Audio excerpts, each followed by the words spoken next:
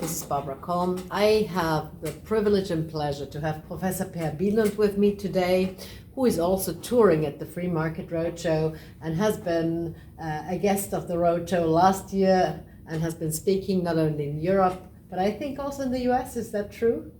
Or was it just Europe? Last year was just Europe. Okay, but Professor Bylund is teaching at Oklahoma State University. He's a professor of entrepreneurship, and he is a frequent writer and has also published a couple of books. One of his recent books is How to Think About the Economy. So Per, I have a couple of questions for you today, and these also go with the work you have been doing in the past years. You mentioned in a tweet in February that as a child in the 80s you were propagandized about deforestation and that you were even forced to collect money to fight deforestation. And now 40 years have passed and schools are still instilling climate alarmism to children. So what is driving this alarmists, and should teachers be teaching this in schools at all?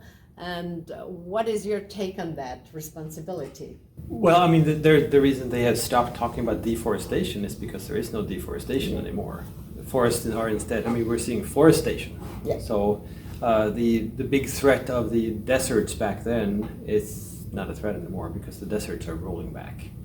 So they had to stop that. But I think it's easy to instill fear in kids by talking about how the whole world is going down the tubes and how they really need to do something because they don't have a future. But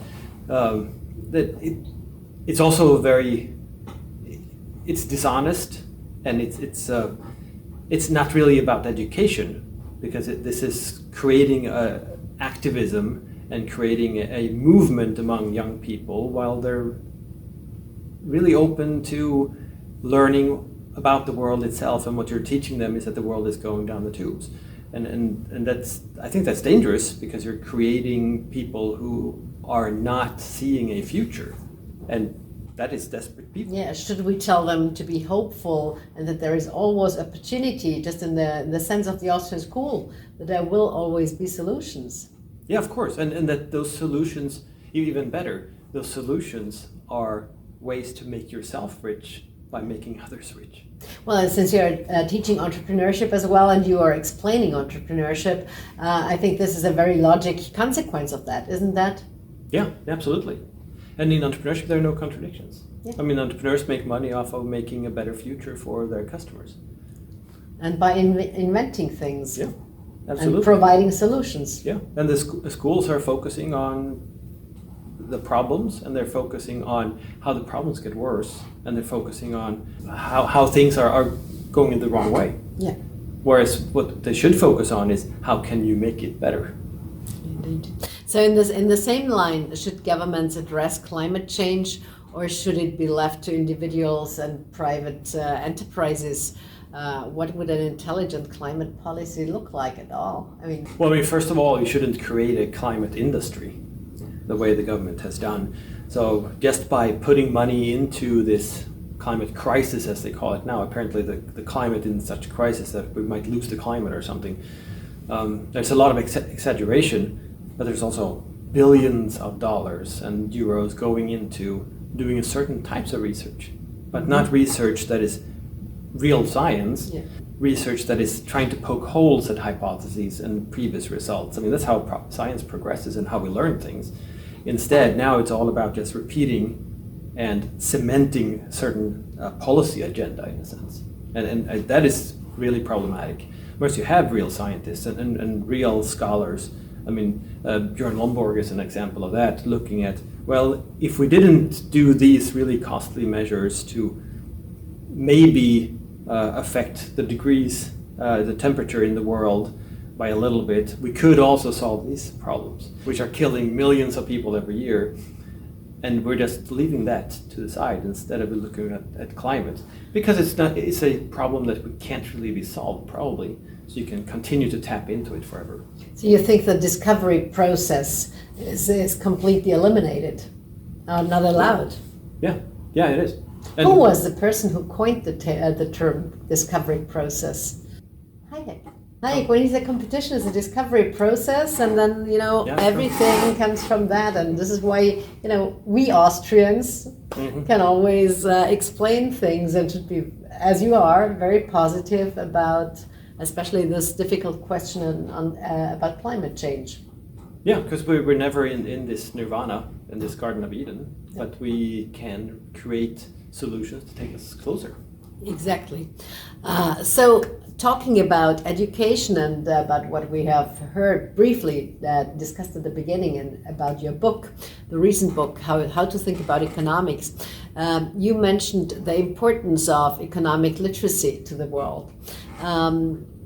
So what can we do? How can we address it, that people understand that it is important, that one and one not only makes two, but that we need to create added value, and that economics is not a zero-sum game? Yeah, I think that's a tough one, because economics is not helping.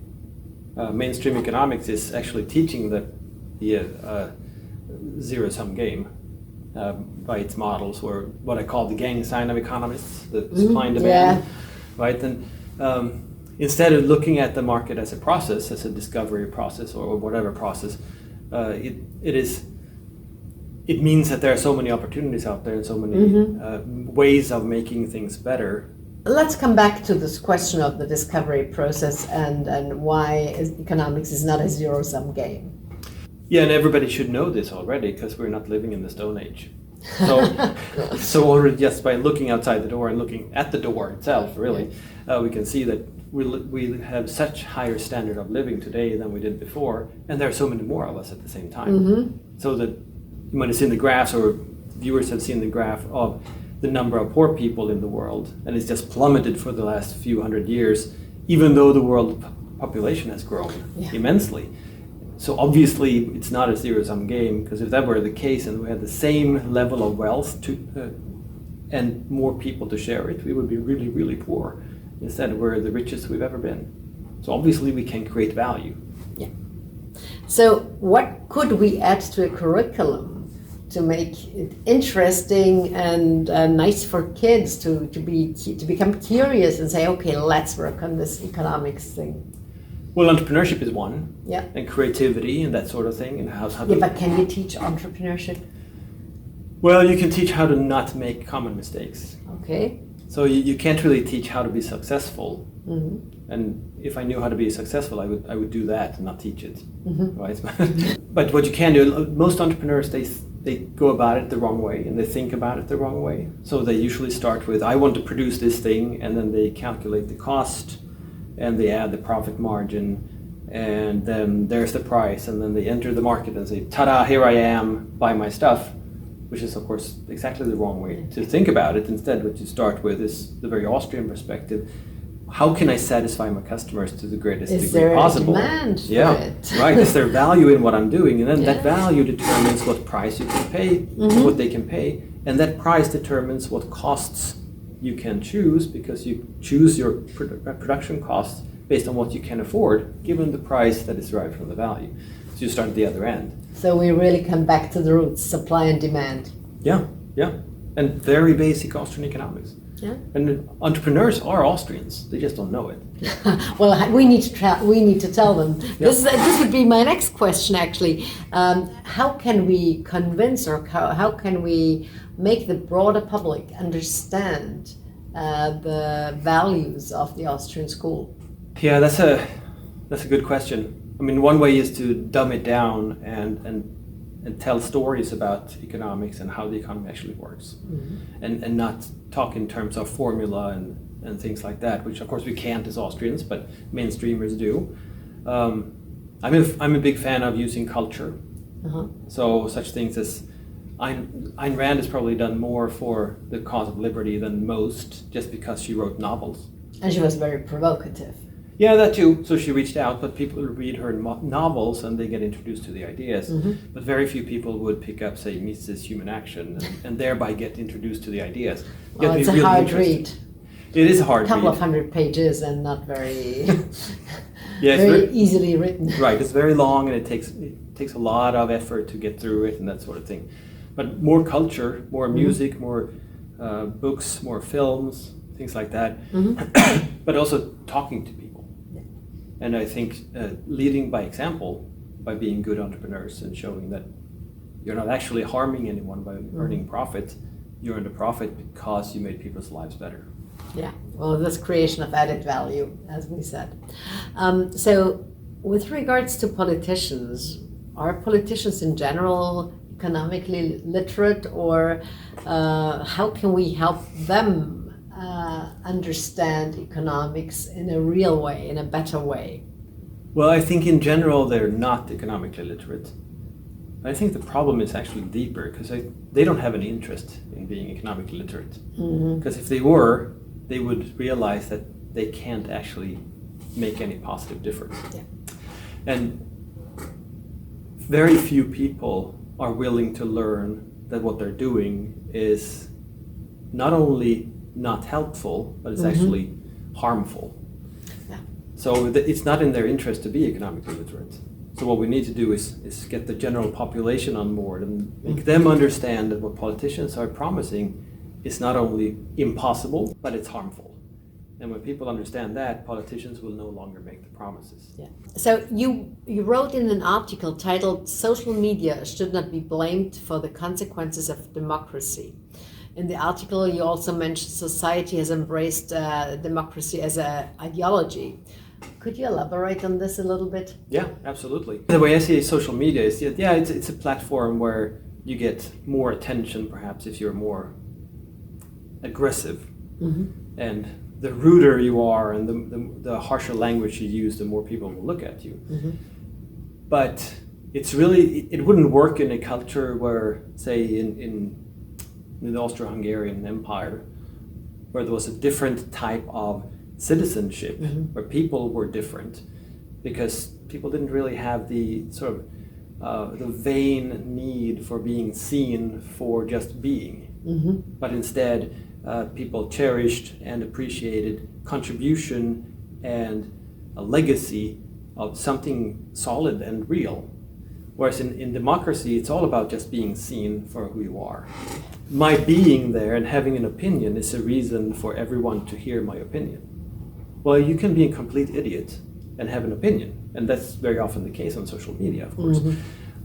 And social media will just play off of this and help people transmit their opinions, and it democratizes that discussion in the sense that it doesn't matter who you are, an opinion is an opinion. So an argument, or whatever you should call it, that I often encounter in social media is that, well, you should know better, you're a professor. Well, this is from some anonymous account, usually, someone who has not studied what I have studied, and we're talking about things that are where my expertise is. Haven't we had the phrase of the pretense of knowledge when Hayek gave his acceptance speech and warned us? Indeed, and that acceptance speech was still directed towards scholars. Yeah, absolutely. And here we're talking social media, where any idiot and their opinion is worth just as much as the world's #1 expert in that area. And then, of course, with the rules of democracy, more people of that opinion beats fewer people. So that just means it's a dictatorship of the majority. Well, should we in that case look rather for unregulated speech on the social media platforms, or how should we see that, especially as freedom-loving individuals who want free choice? I think, definitely we should have completely free speech, even including really nasty speech and nasty ideas too. Because I think what will happen is, anything new like this, when you open it up, you're going to see a lot of defects in how people act and interact. But you're also going to see pretty quickly a self-selection into communities and sub-platforms where you find your tribe. Even on Twitter, there are areas. It's not defined areas. It's not specific products or anything like that. But there are bubbles where people discuss certain issues and certain ideas, and they do this respectfully. But in Twitter as a whole, people do not. But they self-select into these groups where they can have a good discussion. And if you just let people be, people will find these bubbles. And it's not a bubble where you stay personally 100%, but you have one bubble for discussing these issues, and one bubble for discussing these issues, and one bubble for getting information about these things over here. And then you can select and choose. Well, thank you. Let's switch gears for a moment and for the last question. So how Austrian insights on entrepreneurship can advance research on monetary policy? Because I know that we the two of us have been discussing monetary policy over the years and over other conferences. So I would just love to have your take on that. Well, there's so much that Austrians can do to inform monetary policy. One major issue is what the heck is money? Just a basic issue, and just defining it as the universal or commonly used medium of exchange, that it doesn't have to be a currency produced by government. It's probably better if it's not. And knowing that it has this quality as a chosen and adopted medium of exchange means that if you start manipulating with it, of course you're going to manipulate with people's voluntary transactions. And you're going to cause all these, let's call them unintended consequences. I'm not sure they're always unintended, but you're going to cause all these distortions, and then you can trace those and understand where they come from and what they mean from an Austrian perspective, just by understanding the concept. So, I mean, you now got me on the hook, and I would really want to continue and ask you about the cryptocurrencies. Because you've been writing articles about that, about Bitcoin, about other cryptocurrencies. There is one article that you just wrote, Cryptocurrencies Legitimation through Rhetorical, Strategic and Institutional Entrepreneurship Approach. So just summarize this article for us. And I will recommend it to the readers and listeners as well. Well, it's an article addressing the problem of how you can go from creating a new cryptocurrency to becoming adopted by people. And it's really the catch-22 problem, or the network effect problem, that how do you create something that has value when it's already adopted? Why should people, and what are the reasons for them to adopt it before it's adopted? Yeah, and how can they be spread more? Exactly. The typical solution to that is to bundle it with something that is valuable. So you launch the cryptocurrency, but you have some other product attached to it. Carrots and sticks? Yeah, I'm not a fan of sticks necessarily. but at least of carrots. Yeah, and I think, a platform like Facebook can do it by, at the same time, releasing their own currency and creating a marketplace for goods and services on Facebook, say. But others can do that too by connecting it to something else that makes it useful right away. Because if you go person by person, one by one, to create adoption, that's almost impossible. But as we all know, there is a term that is called regulation.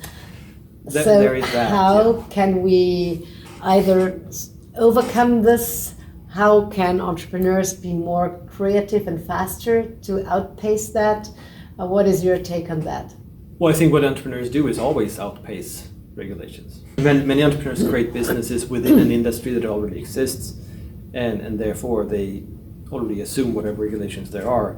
But anything new and novel is always pushing the boundaries of regulations. And many examples in our everyday lives are innovations that created a chaotic situation for the regulators, just like Uber created for personal transportation. That it was perfectly stable, perfectly fixed, mature industry with just taxi cab companies. And there was Uber, and they said, we're not going to play by the rules because this is a different thing. Yep. And taxi companies completely freaked out, and policymakers freaked out because what the heck is this? It's unregulated, and now they're messing with our friends. And so you had taxi companies calling for deregulating the taxi industry because of entrepreneurship. So I think entrepreneurs can and should push for deregulations, whether they do it directly or indirectly. At least they innovate. Yes, absolutely. I mean, it all comes For the down benefit to... of everybody. Yeah, and the market always comes down to who creates value for consumers. Yeah. Even in a really regulated market, creating more value will win the day. Well, this is a nice last word. Thank you very much, Per, for joining me. And if you are more interested in Per's work, please check out the website and you will find all his articles and the books to be downloaded online per PDF. But also join the Free Market Roadshow and you will hear Per speak. Thank you.